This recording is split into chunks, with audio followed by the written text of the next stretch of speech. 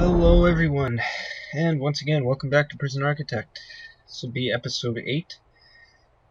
So we've done a couple of things off camera. First of all, we'll get to over here later on, but first, we'll start off with the mailroom. So, for the mailroom, oh, and you can see the shop here too, but for the mailroom, I thought it was prisoner, but what it actually is it's the guards that sift through the mail. So what will happen is the mail will come as the regular deliveries. Mail will come down here, and it'll go into the mailroom here, and then the guards at these two sorting tables. You can put as many sorting tables as you want. I just put 2.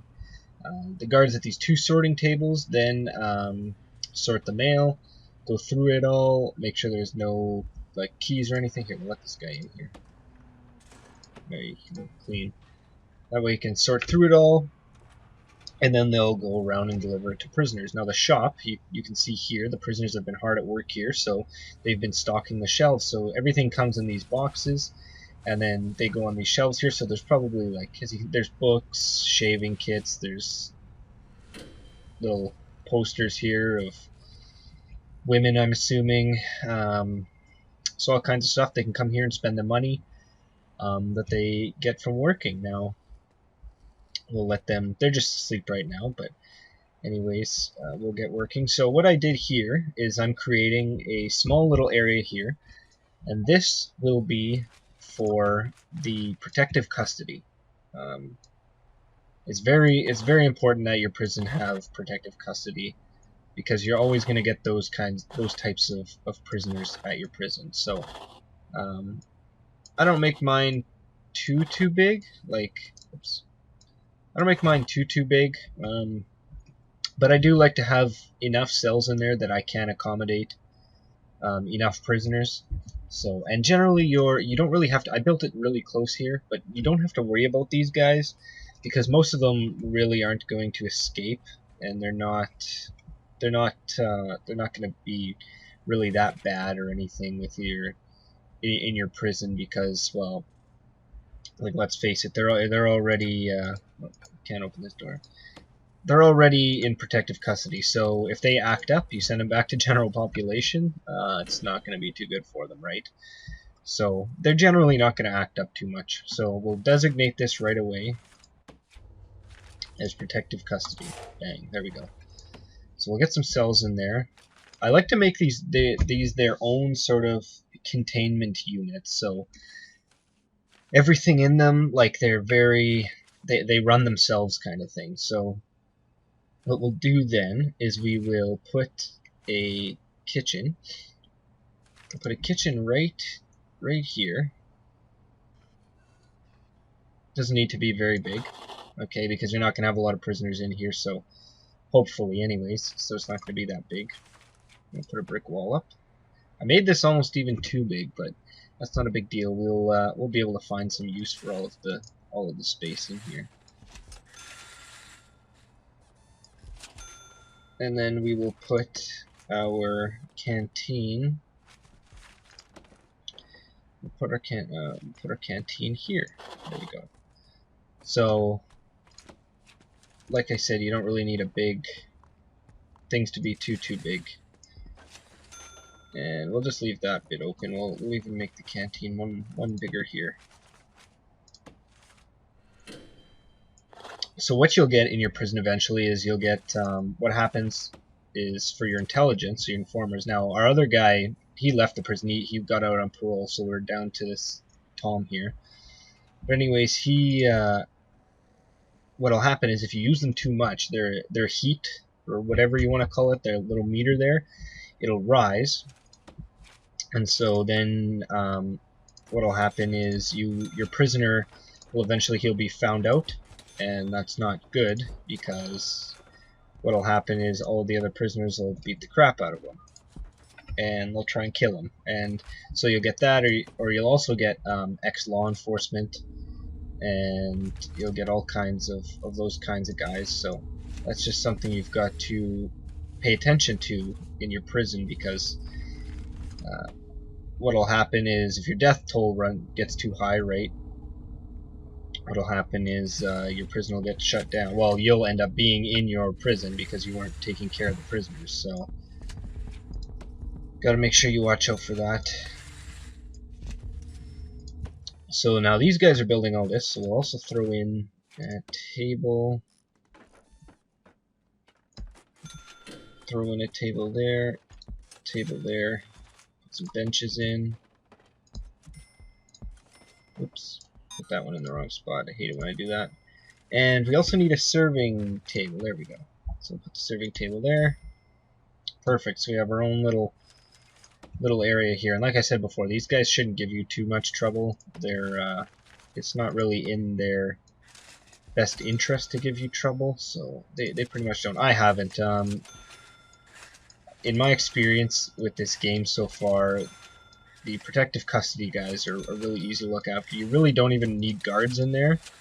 The only reason I put guards in here is in case a riot breaks out, and what'll happen is prisoners from general population will try to rush the protective custody, and so that way if I have guards in here, there's a better chance that they won't just go in and friggin' murder all of the protective custody prisoners, because there are ex-law enforcement, all that kind of stuff, so so you gotta watch out for that. So we'll build these guys. I don't like to give them too big of a cell, because being in protective custody is already kind of I don't want to say it's cushy, you know, like squishy, but yeah, it's a lot easier than being out in general population. So these guys can take a little bit more, I guess. I don't really know. What we'll do is we'll make it as big as we kind of need it. I guess I'll plan out more cells here. We'll put more cells in, so there'll be wall there, wall, so wall, and then so one cell. There we go. So we'll build a couple more cells here. Like I said, you don't need to have it huge. There we go. That should be good. And I also give them their own everything. So like I have planned already their own canteen, but I also give them their own yard, their own cleaning cupboard, and stuff like that, because other prisoners aren't allowed in here, so you can't really get any work done in here. So that's what you're gonna need, your own cleaning cupboard and those sort of things. So put in a cleaning cupboard. It would have to be 3 by 3, it said. Perfect. And we'll put a little wall around it, like that. There we go. So we have those.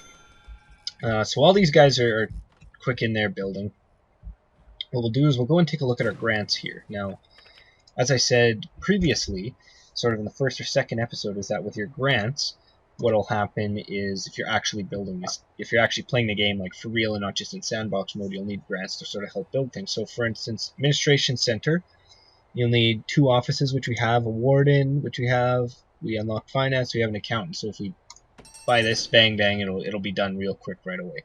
Cell block A would be your first cell block, so it's 40 total, so you get 20 in advance, and then once you complete that, you'll get another 20. So we have our prisoner capacity after 15, bang bang, perfect, there's 40. We'll try and lower our bank balance a little bit. Health and well-being, so let's see, we only have 1 doctor, that's alright. Prison maintenance, I think we have all this stuff. Yep, there we go. Visitation rights. We have 5 phone booths. Yep, sounds good. There we go. So these are all the sort of things that you're going to. These are all the sort of things that you'll go through looking at all these sort of things. So I was looking previous episode of seeing whether or not prison or you could adjust the prisoners' wages. However, I couldn't find a menu that we were able to, so that was a little unfortunate. Oh, we get some more prisoners coming here. So that was a little unfortunate. However, you know, I guess we got to pay them something, right? And some people would probably abuse that. So, but oh well, that's fine. It's not a huge deal. So, anyways, with the money that they make, so you'll see on each of them, this guy has 886, that guy has 1197. All these guys here, they all have money, 384, blah, blah, blah. So all these guys can take their money, and they can come to the shop, and they can spend their money on all those things that we saw previously. Eventually, we'll get guys in the library once they finish their basic education or whatever it's called. They'll be able to go to the library and work. And yeah, I see our visitation room is really full too, so that's good. All our parole, everything seems to be going good. So now what we're gonna do, like I said, I built this here. This is gonna be protective custody. Up here, we're gonna build another big cell block for medium security, and then down here, we're gonna build max security, super max, and then I'm gonna put a little death row in here somewhere because you honestly only need like maximum 5 cells at a time for death row because you rarely get those inmates and they don't stay too long. Like, as nicely as I could put it, they don't really stay too long. So execution, you gotta watch out too because you can get kind of boned in execution. So it was kind of neat too. I was looking, let me see if I can find him. I mean, oh, there's a fight that broke out. Oh geez, here we go. Oh man, come on. Oh, I see we got an armed guard. Oh, a dog handler. Okay, there we go. Okay. Anyways, here he is too. He was involved in the fight. He's unconscious. But anyways, Mark Morris here. This is one of the creators of the game, actually, which is kind of neat. He has his own character in here, and he's in my prison, so you can read his little bio here. Let's see, what's his, oh, whoops. Where is he? There he is. What's his reoffending rate? 22, oh, 27 now. Yeah, he just got in a fight, so. Alright, so the doctors will bring it over. Now that brings me to bureaucracy. So we're going to have to look at bureaucracy here because, yes, so I have bought tasers and I bought body armor. So now we need to research taser rollout. So that fight would have been over way quicker if we would have had taser rollout. Guarantee you. So another thing we're going to do is land expansion because we're going to want to be able to expand onto the other side of our map. And really up and down, left, right, wherever we sort of can. And I guess what we'll do is we'll reduce execution liability. So that way, once we do get prisoners, I think it lowers to like 5% or something, from 10% chance of the person actually being innocent. But usually, once they're on death row, it's pretty certain that they're there for a reason. So okay, so these guys have, okay, so they've done all of this kind of stuff here. So what we'll do is we'll build the cells now.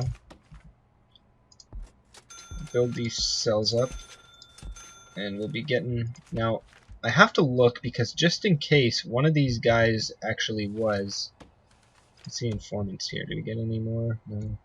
Just in case one of these guys was a snitch or something, and that's why the fight happened. This guy's still laying there. No. Do you see anyone that's a snitch or anything like that? I can't. Okay, so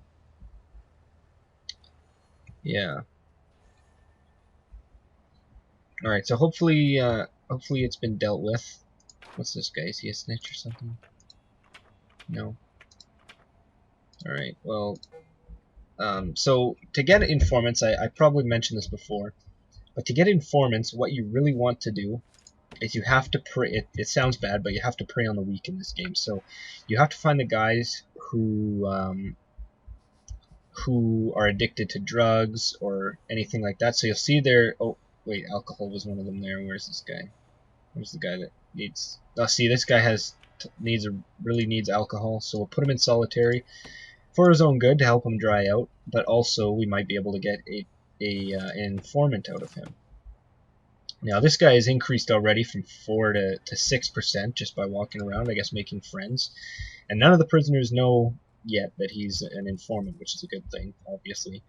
So what I'll do is I will complete this little building here for our protective custody, and that way if we get any law enforcement guys or any sort of other type of prisoners, we'll be able to get them in there and get them protected. One last thing, so in the security office, and I'll do this for the other places too, is for little security offices. I'll set them up. Now where is that? Door control. Here we go. So we'll put a door control in here. All right. So what we're going to do is with the door control, we're then going to put a door servo. So this'll remotely open and close the door, and what we'll do is we'll put it here on this one. Just as an example, we'll put one there. So we'll get our guys to build those kinds of things. Now, what I like about these is the fact that I have all these doors kind of open here, and any door, any jail door that's closed, a guard is the only one that can open it. So that ties up our guards, and considering we only have 25 guards for 78 prisoners and staff, it's a big burden to always have guards having to constantly open and close doors. So what'll happen is we'll get a guard to just sit here in this little office, just like with our phone taps here. We'll let them to sit in there, and what they'll do is they'll be able to automatically just open and close the doors whenever a prisoner or a staff member or somebody walks over that door. So we're also gonna have to hook it up with power, I guess. Okay, so we'll hook it up with power. We might not be able to see it this episode. You know what? Why don't we'll increase the speed here. So we'll get that in. These guys work pretty fast, actually. So once this guy gets this in, a guard will come here. There we go. And this also needs power. Not a problem. Whoop. So what we'll do is we will connect this with that one. And once they're both charged up and they both have power, oh, look, here comes the cavalry here. Once they both have that charged up and they have power, these guys will be able to get power to here, and that way we won't need a guard with keys to constantly open and close that door. Now our prisoners are also working, and they're spending time doing all kinds of prisoner stuff, I guess. See these guys in the shop, people come, it looks like he bought a chocolate bar or something, and they'll just spend their money. Look, this guy's $15.85, and by the time he's done, he's taking a while. By the time he's done, there, spent $5 on a naked lady poster or whatever the heck poster he bought there. So this should be hooked up pretty soon, I think. Should it not? Where utilities? Did this not get hooked up here? Oh my gosh. Okay, so that needs to get hooked up there. That's hooked up. And once that gets done, we'll be able to see this door actually open. So it's pretty neat, and it really lets your guards, they aren't tied up as much after this, which is really nice. So, oh, and you'll see there, so the little light will come on, so that let's let those prisoners go. So that guard is just sitting there. Hopefully we'll get a work guy. Yeah, see? So the door just opens there for workers and all that kind of stuff. So anyways, we'll put it back to normal speed. So we covered a bit in this episode. Thank you guys very much for watching. It's been a pleasure. I really like doing this game. It's super fun to play, super fun to record. So anyways, Pure Dust Gaming, check us out. Keep watching, and I'll see you guys next time.